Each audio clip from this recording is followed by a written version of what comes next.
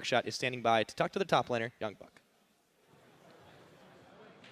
Thank you very much, Pyroficio. I am joined by Youngbuck. Congratulations on the win. Before we get to the serious questions, why do the Wolves not howl anymore?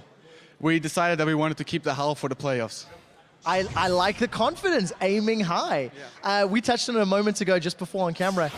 Copenhagen Wolves are now in 3rd place. You guys have won 4 out of your last 5 games. Before we talk about how you've done that, in this particular game, were you ever scared? You guys lost that Baron, you guys fell behind early. How did the match play out in your mind? I was a bit scared when we got behind, and especially knowing that we've already lost to MIM.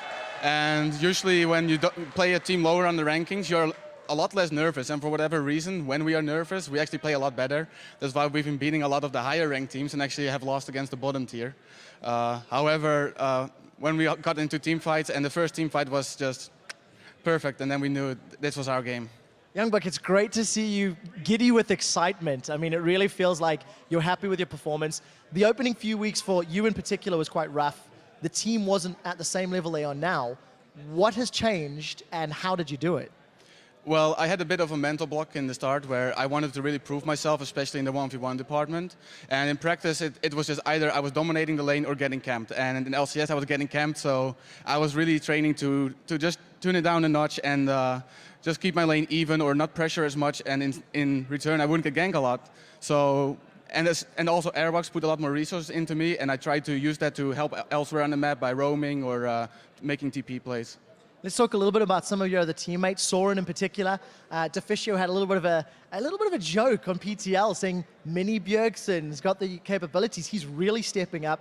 Cassio is a permanent ban.